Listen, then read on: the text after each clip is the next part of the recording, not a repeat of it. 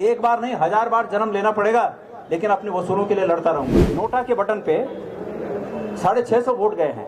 वो निश्चित रूप में मेरे वोट हैं, क्योंकि वो पहले नंबर के चक्कर में आखिरी नंबर दबा देते हैं। मेरी जगह कोई दूसरा व्यक्ति होता तो वो दोबारा रिकाउंटिंग कराता। गणेश गोदियाल वो व्यक्ति है जिसने मुंबई के चेंबूर नाके पर केले बेचकर, केले की रेडी लगाकर कक्षा 10 पास किया, लेकिन जीत के उत्साह में अपना होश नहीं खोना चाहिए। देखिए ऐसा है, मेरी जगह कोई दूसरा व्यक्ति होता तो वो दोबारा रिकाउंटिंग कराता, लेकिन मैं इस बात से क्षुब्ध था कि मैंने जहां अपने जीवन का सब कुछ लगा दिया।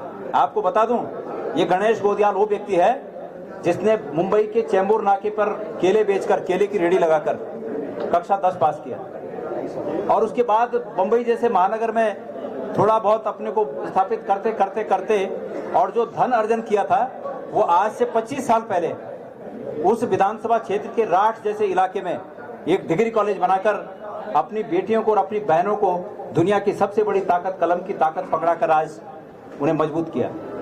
और वहां से जब मुझे लगा कि मेरी आशा के विपरीत रिजल्ट आया, तो मैंने पुनर्गणना को भी उचित नहीं समझा। मैंने कहा मैं बहुत बड़ा दिल रखता हूं, और एक बार नहीं 1000 बार जन्म लेना पड़ेगा, लेकिन अपने वसूलों के लिए लड़ता रहूंगा। 1000 बार जन्म लेके भी अपने वसूलों के लिए लड़ता रहूंगा। कोई बात नहीं, जीत और हार जीवन के पथ पे। मैंने बोला ना, जो व्यक्ति केले बेचकर 10वीं पास किया होगा, उसके बुलंद इरादों को कुचलने की, उसके बुलंद इरादों को कम करने की दुनिया की कोई ताकत नहीं है कि उसके इरादों को कम कर सके। हमारे इरादे मजबूत हैं, हमारे इरादे बुलंद हैं, हमारी सोच स्पष्ट है।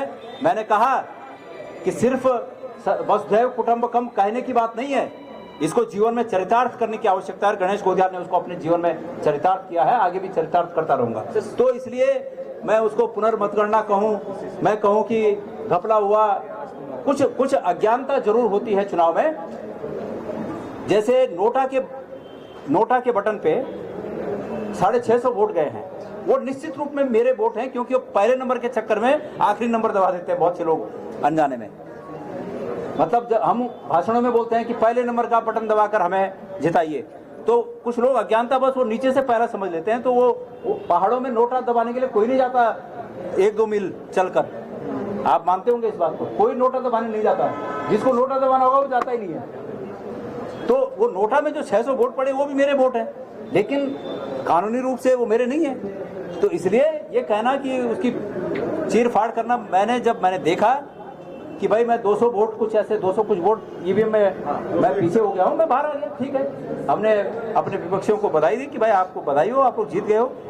कार्यकर्ता उत्साही होते हैं, लेकिन जीत के उत्साह में अपना होश नहीं खोना चाहिए। एक दुर्भाग्यपूर्ण बात यह हुई कि परसों हमारे विपक्ष के लोगों ने जो महाविद्यालय मैंने स्थापित किया उस पर जाकर तोड़फोड़ की, ये बड़ा निंदनीय है। और खास करके नेता अगर अपने मुंह से इस बात को कहें कि जाओ मेरी छूट है, तुमको सब कुछ करो, तो ये और भी निंदनीय है।